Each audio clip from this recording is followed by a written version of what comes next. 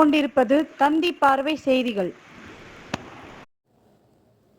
வேலூர் மாவட்டம் கெங்கையம்மன் கோவிலின் தேர்பவனி வரும்பொழுது கண்ணகி தெருவில் கால்வாயில் சிக்கி வீட்டின் மீது சாய்ந்தது.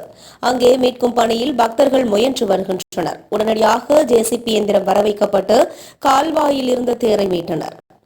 தினத்தந்தி செய்திகளுக்காக குடியாத்தம் செய்தியாளர் KVR.